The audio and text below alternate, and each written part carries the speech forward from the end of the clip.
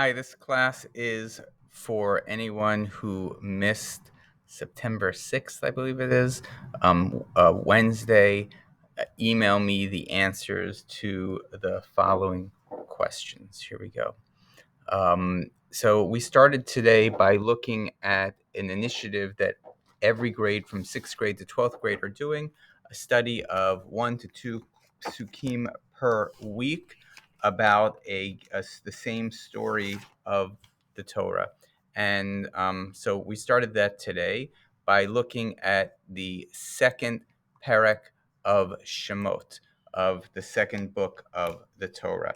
So first of all, a little bit of background story. We've got Bnei Israel who get down to Egypt, meaning there's 70, right? Joseph is in Egypt, so 70, a family of Jacob's family of 70 go down to Egypt. There they become big and they become enslaved because the Pharaoh is very scared of the people. Um, um, and really that's what we know right now, that the Egyptians really are fearful. Pharaoh in particular is very fearful of the Israelite people as they get bigger. Um, First Pharaoh tries to prohibit the birth and the kind of the proliferation of the Israelite people, but they get bigger and bigger. And Pharaoh gets scared enough to say, A, put them in slavery. That will kind of slow down their birth, but it doesn't.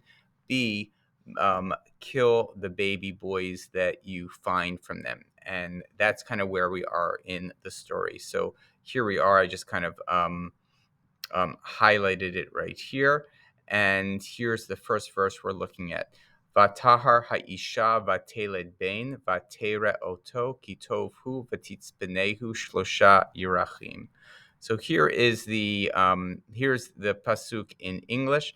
One thing you need to know is, so in Hebrew, we have something called a vav ha'ipuch. So anything that's in the future in the Torah, if there's a vav before it, is translated in the past. Anything that's in the past is translated in the future. And so here, the woman, she was pregnant, and the woman was pregnant, and she gave birth to a son, and she saw him that he was beautiful, tofu, and she hid him for 3 months, 3 moons. Okay, here's our translation. What I'd like you to do is to get a little curious and ask, what questions do you have about this pasuk? What is puzzling about this pasuk? So I would like you to come up with 4 different kind of questions that you have about this pasuk.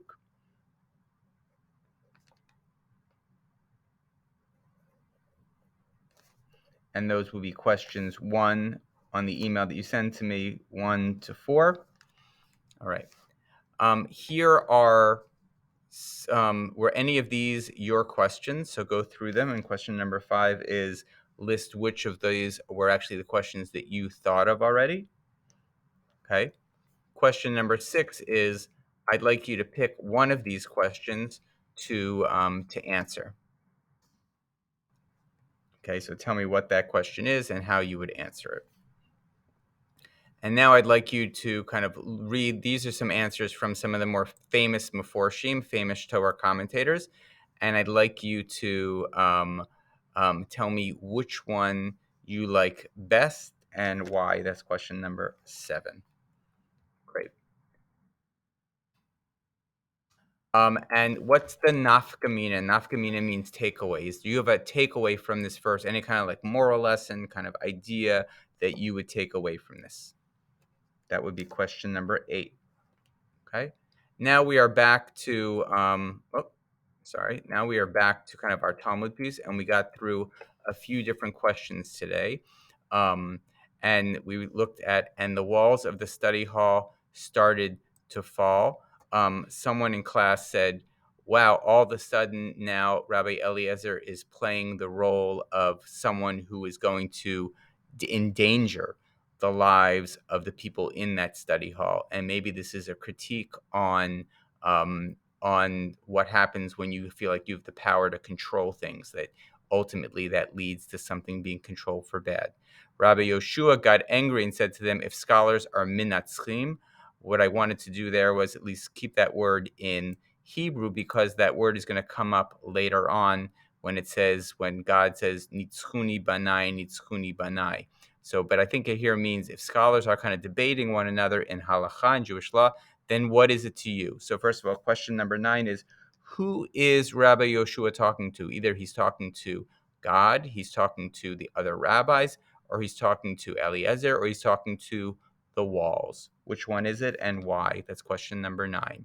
Then it says, so the walls didn't fall out of respect to Rabbi Yeshua, but the walls did not straighten out of respect for Rabbi Eliezer. And still they lean today and they stand. So how is what's happening with this miracle different than all the other miracles that have happened in the past? 10. And what is the leaning supposed to symbolize in some way? That's question number 11. And by the way, one thing I brought up in class is, when you see a mezuzah and go check out a mezuzah on your door, tell me what the direction of that mezuzah is. That's question number 12. And the reason it is that way is because there was a debate among Rashi said the mezuzah went up and down. Rabbeinu Tam said the mezuzah went like this, but actually the mezuzah is like this. And so what would you call that when one group says this, one group says this, and the answer is this? What is that? What's the name of that kind of solution? And just as a question, why do you think that a room of a building or a room of a home would have something that symbolizes compromise, right? That's question number 13. And really, that's where we are. I also brought up the word they lean, because we're going to see later on the proof that's used is lean after the majority. We're going to use that word leaning again, so it's going to come up again. All right, so send me an email or write out your answers and give them to me in class, so you get credit for your 8-point credit.